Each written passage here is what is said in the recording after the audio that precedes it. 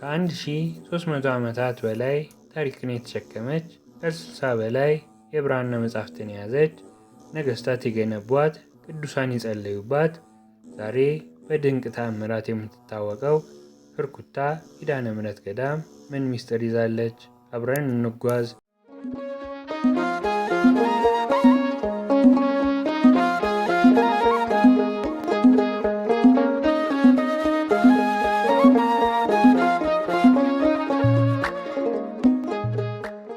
አምስራረት ታሪክ 480 እስከ 600 ዓመተ ምህረት የተሳቱ ቅዱሳን መምጣት፣ የቅዱስ ያሬድ መነሳትና በኢትዮጵያ በጊዜው የነበረው ትምህርተ ወንጌል መስፋፋት ጋር በመያያዝ እንደሆነ ይነገራል።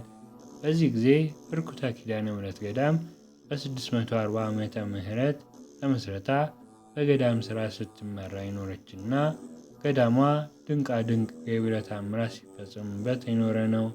ቀድሞ የነበረው ሕንፃ ቤተ ክርስቲያን በ1682 ዓ.ም እስከ 1706 ዓ.ም ባለው ጊዜ ውስጥ በልጅ ኢያሱ አዳም ሰገድ ዘመነ መንግስት እንደተሰራ ሲነገር፣ አሁን ያለው የምናየው ሕንፃ ቤተ ክርስቲያን ደግሞ በ1905 ዓ.ም ልጅ ኢያሱ ሀገር ለመጎብኘት በገዳሟ ተገኝተው በነበረ ጊዜ ቀድሞ የነበረው ሕንፃ ቤተ ክርስቲያን ፈርሶ በማየታቸው ማን ነበር የሰራው ብለው ሲጠይቁ አፄ ኢያሱ አዳም ሰገድ ነው ሲሏቸው፣ እኔም ኢያሱ ነኝና እንደገና እንደ አዲስ ይሰራ ብለው በወቅቱ ከፍተኛ ሹም ለነበሩት ለአፈ ንጉሥ ጥላሁን ሀብቴ ትእዛዝ ሰጥቷቸው የተሰራ ሕንፃ ቤተ ክርስቲያን ነው። የሕንፃ ቤተ ክርስቲያኗ ጥሬ ዕቃ የመጣው ደግሞ ከተውግለት ከወፍ ዋሻ ደን እንደሆነ ይነገራል። ሌላው አስገራሚ ነገር ገዳሟ የበርካታ ቅርሳ ቅርሶች መገኛ መሆኗ ነው። በገዳሟ ውስጥ ከ60 በላይ ልዩ ልዩ ጥንታዊ የብራና መጻሕፍት እና ልዩ ልዩ ቁሳቁሶች የሚገኙ ሲሆን የኢትዮጵያ ቅርስ ጥበቃ ባለስልጣን አባላት ያሉት ልዑክ በ2002 ዓ.ም ወደ ገዳሟ በመላክ ቡድኑ ጥንታዊነቷንና ታሪካዊነቷን ካየና ካረጋገጠ በኋላ ቤተ ክርስቲያኗን መታደስ ያለባት ምንም አይነት ለውጥ ሳይደረግና ጥንታዊነቷን ሳይለቅ መሆኑ አለበት በማለት በወቅቱ የነበረው የገበያ ዋጋ ለጣራና ለቆርቆሮ መግዣ 80,000 ብር በመለገስና ጥገና እንዲደረግለት በማድረግ በቅርስነት ተመዝግባለች። ሌላ የገዳሟ ታሪክ አብረው የሚነሱ እስራኤላዊ ተወላጅ ጻድቁ አባ እጨጌ ዮሐንስ ሲሆኑ እነዚህ ጻድቅ አባት በሰሜን በሀገራችን ክፍል አድገው ወደ መሀል ሀገር ዘልቀው በመግባት በፍርኩታ ኪዳነ ምሕረት 50 ዓመት ጸልየዋል። ዜና ዕረፍታቸውም በዚያው ገዳም ተፈጽሞ አጽመ ቅዱሳናቸውም በዚያው ገዳም ይገኛል።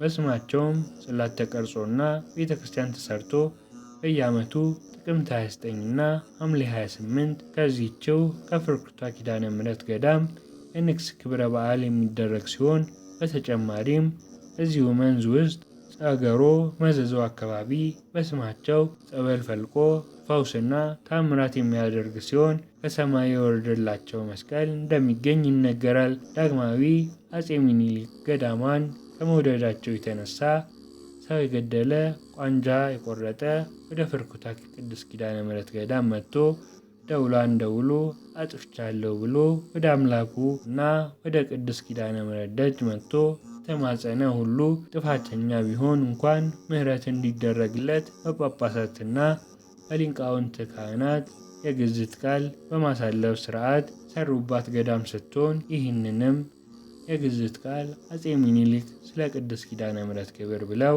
በራሳቸው እጅ ጽሑፍ በብራና በስንክሳር መጽሐፍ በስተጀርባ ላይ ጽፈው አትመውና ፈርመውበት ይገኛል። በቅርስነትም ተመዝግቦ በጥንቃቄ የተጠበቀ በዚሁ ገዳም ይገኛል። ሌላ ገዳሟ የምትታወቅበት የአብነት ትምህርት ቤት ማዕከል መሆኗ ነው።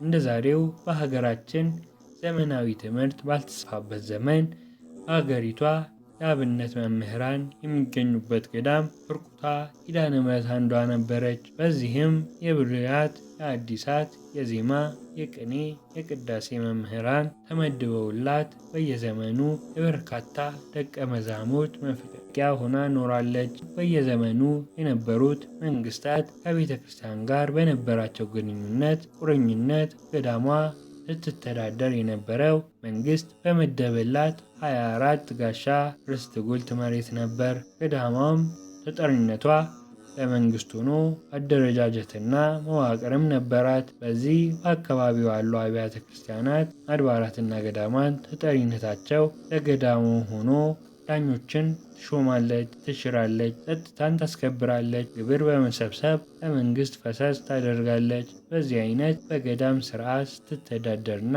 ታስተዳድር የኖረች ታላቅ ገዳም ነበረች። ገዳሟ እስከ አፄ ኃይለ ሥላሴ ዘመነ መንግስት ማብቂያ ድረስ በርካታ የገዳም አስተዳዳሪ አባቶች አስተዳድረዋታል።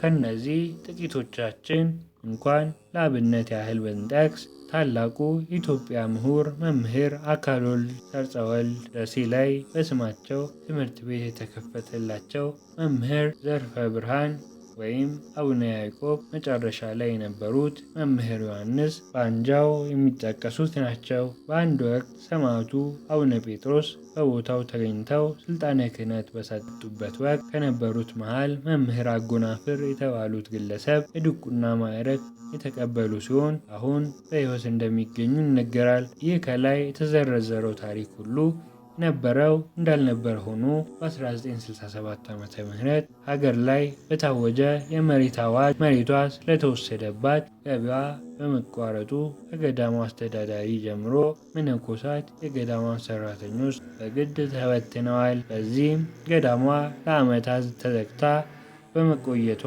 በገዳሙ ቅጥር ግቢ ውስጥ የነበሩ ቤቶች የእንግዳ ማረፊያ ቤት፣ አስተዳዳሪ መኖሪያ ቤት፣ የግብር ቤት፣ የጸሎት ቤት፣ የወጥ ቤትና የጠላ ቤት፣ የእህል ማከማቻ ጎተራ ቤቶች በሙሉ ፈርሰው ወደ አፈርነት ተለውጠዋል። ገዳሟ ለአካባቢው ብሎም ለሀገሪቷ ያበረከተችው አስተዋጽኦ ቀላል ግምት የሚሰጠው ካለመሆኑም በላይ ድህነተ ስጋና ድህነተ ነፍስ ለማግኘት ሱባኤ ለመያዝ የአርምሞ ጊዜ ለማሳለፍ በአካባቢው ያለው ድባብ ምቹ በመሆኑ እንድትመጡና ቦታውን እንድትጎበኙ ተጋብዛችኋል።